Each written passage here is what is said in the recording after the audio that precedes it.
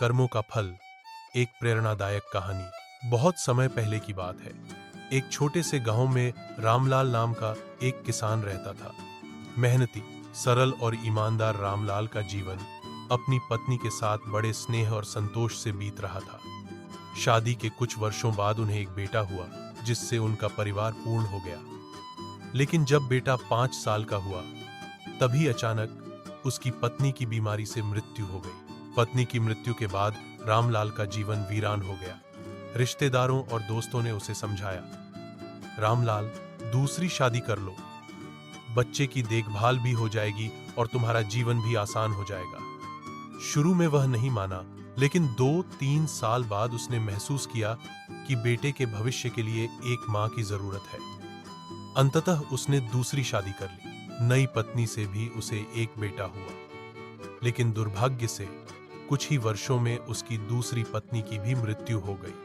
अब रामलाल अकेला था, लेकिन उसके पास दोनों बेटे थे। उसने बच्चों की परवरिश पूरी मेहनत से की। समय बीतता गया। बड़ा बेटा शादी के लायक हुआ तो रामलाल ने उसकी शादी धूमधाम से कर दी। लेकिन शादी के कुछ ही महीनों बाद रामलाल की भी मृत्यु हो गई। अब घर में बड़ा बेटा, उसकी पत्नी और छोटा सौतेला भाई साथ रहने लगे। बड़ा भाई और भाभी छोटे भाई का ख्याल तो रखते थे, लेकिन मन के किसी कोने में यह बात चुभती रहती थी कि वह सौतेली मां का बेटा है। धीरे धीरे समय बीतता गया, पर नियति को कुछ और ही मंजूर था। छोटा भाई अचानक गंभीर रूप से बीमार पड़ गया। बड़े भाई ने इलाज में कोई कसर नहीं छोड़ी। वैद्य, हकीम, डॉक्टर सबको दिखाया, लेकिन कोई फायदा नहीं हुआ। एक रात बड़े भाई और भाभी आपस में बैठकर बात कर रहे थे। भाभी बोली, इतना खर्चा हो चुका है, फायदा कुछ नहीं। अगर यह बच गया तो प्रॉपर्टी का आधा हिस्सा भी इसे देना पड़ेगा। बड़े भाई ने सोचा और धीरे से कहा, सही कहती हो, अगर यह नहीं रहा तो किसी को शक भी नहीं होगा। अगले दिन बड़े भाई ने वैद्य से बात की और लालच में उसे पैसे देकर कहा, अब दवा की जगह जहर देना।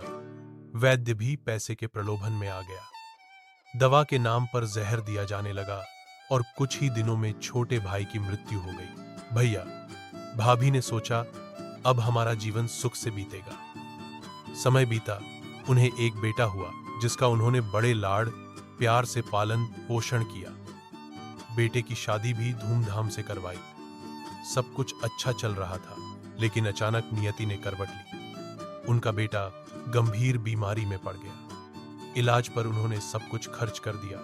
खेत, बाड़ी, गहने, घर का धन सब बिक गया, लेकिन बेटे की सेहत नहीं लौटी। एक दिन बेटा चारपाई पर लेटा था।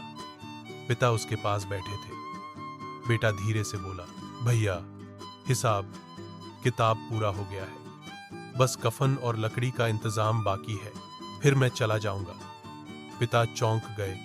बोले, बेटा, मैं तुम्हारा पिता हूं, भैया नहीं। बेटे ने मुस्कुराते हुए कहा, नहीं, आप मेरे भैया हैं, वही भैया जिसने लालच में आकर मुझे दवा की जगह जहर देकर मारा था। मैंने इस जन्म में तुम्हारे घर बेटे का रूप लिया, ताकि कर्मों का हिसाब पूरा हो सके। जिस वैद्य ने जहर दिया था, वह कुछ ही सालों में मर गया और इस जन्म में मेरी पत्नी बनकर आई थी, वह भी जा चुकी है। अब मेरा काम भी पूरा हो गया है। बस ध्यान रखना, कर्मों का फल यहीं चुकाना पड़ता है। इतना कहकर बेटे ने अपनी आंखें बंद कर ली। बड़ा भाई, जो अब बूढ़ा हो चुका था, चीख चीख कर रोने लगा।